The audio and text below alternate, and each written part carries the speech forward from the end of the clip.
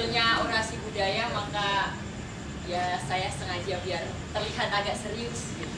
Walaupun memang Kopdar seperti yang dibilang Mumu adalah ajang kita untuk diskusi bersama, ngobrol-ngobrol santai, tapi memang dari awal saya melihat Kopdar itu tidak pernah membicarakan hal yang benar-benar santai. Jadi hanya formatnya santai, tapi isi pembicaraannya dari awal Kopdar itu selalu berisi. Itu yang saya lihat dari Kopdar. Saya akan membacakan orasi sesuai dengan tema acara. Judulnya adalah Generasi yang Berbeda. Setiap generasi pasti akan mati dan berganti. Generasi kita adalah generasi penuh kehendak. Napas kita adalah energi, ambisi, dan dorongan untuk mencapai sesuatu. Kita tidak lagi harus berhadapan dengan tentara dan senjata. Kita tidak lagi perlu meringkuk ketakutan, bersembunyi dari tangan-tangan rezim yang menggunakan kekerasan demi mengamankan kekuasaan. Kita bukan korban stigma PKI yang dibunuh atau dibuang dalam pengasingan.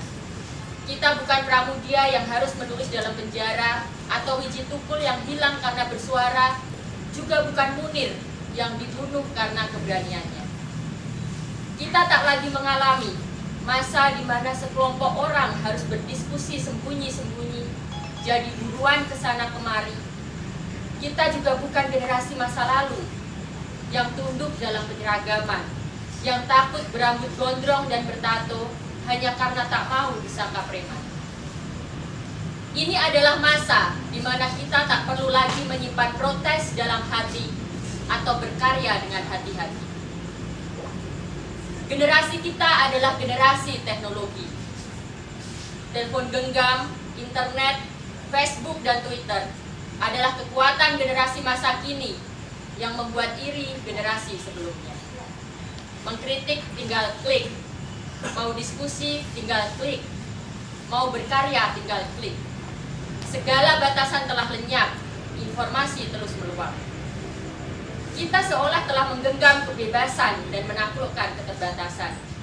Masing-masing kita punya suara dan bisa menyuarakan. Tapi itu bukan berarti kita tak lagi punya lawan dan diam dalam kekuasaan. Kita memang tak lagi melawan diktator dan tentara. Tapi itu bukan berarti tugas kita jadi lebih ringan dan perlawanan kita hanya sekedar hiburan. Demokrasi membawa ketakutan tersendiri. Ketika segala hal ditentukan oleh jumlah, ketika yang banyak selalu menjadi pemenang. Teknologi pun menyimpan ancaman.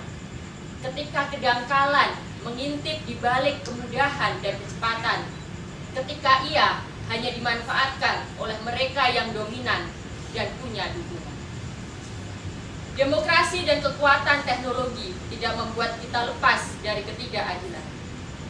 Mereka yang jumlahnya kecil dan terabaikan dalam kalkulasi politik akan selalu menjadi korban. Hanya karena berbeda dari keyakinan orang kebanyakan, mereka mengalami kekerasan dan dirampas hak-haknya. Hanya karena identitas kesukuan, sebagian orang terpinggirkan. Dominasi ide dan opini melalui media massa dan media sosial kerap menulikan hati kita, hingga tak bisa lagi mendengar suara akal sehat kita sendiri. Ide berjaya hanya karena diikuti oleh banyak orang, dan kerap kita hanya membeo menjadi bagian dari pusaran massa yang kehilangan otentisitas. Kebebasan dan kesadaran individu masih jadi barang mahal. Dominasi kelompok tertentu, pungkungan nilai tradisi dan agama, serta ilusi nasionalisme mengikat kaki-kaki kita. Kita belum benar-benar lepas dari keterbatasan. Sementara kreativitas dan karya-karya besar hanya bisa lahir dari kesadaran individu dan kebebasan dalam berpikir. Hal-hal yang bersifat sangat pribadi terus diusik karena dianggap tidak sesuai dengan norma umum. Hanya karena orientasi seksual yang berbeda dari kebanyakan, seseorang harus tersingkir dan menanggung beban. Bersamaan dengan itu, ketidakadilan pada perempuan masih terus terjadi. sistem politik, sistem budaya, dan pola pikir yang mengabaikan prinsip kesetaraan dan keadilan membuat perempuan terus dikalahkan. Demokrasi dan keterbukaan informasi juga tak diikuti kesetaraan dan keadilan dalam bidang ekonomi. Berapa banyak orang yang bisa mengakses teknologi? Berapa orang yang terpenuhi haknya untuk hidup layak dan berkualitas? Berapa orang yang tak lagi bertarung untuk sekedar bertahan hidup? Kemiskinan, ketimpangan, dan ketertinggalan sesungguhnya hanyalah akibat dari ketidakadilan. Ketika sekelompok orang bergelimang kekayaan, sementara jutaan orang lainnya berjuang agar tak lapar.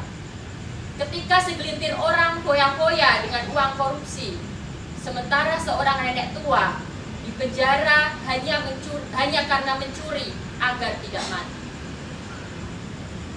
Dalam segala ketidakadilan ini, sastra menjaga agar kita tidak terlena.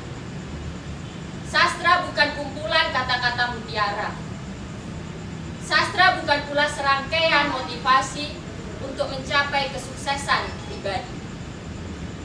Di tengah luapan informasi, sastra mengajak untuk kembali mendengar suara hati.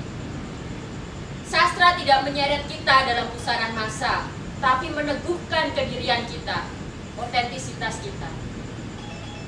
Sastra adalah kegelisahan. Sastra adalah gugatan. Sastra adalah keberanian dan kejujuran. Sastra lahir dari kesadaran untuk menumbuhkan kesadaran-kesadaran baru. Ketika kesadaran itu sudah tumbuh, saat itulah kita bisa berpihak dan mengambil sikap. Berpihak pada pembebasan, berpihak pada keadilan, berpihak pada kemanusiaan. Sekarang adalah giliran kita.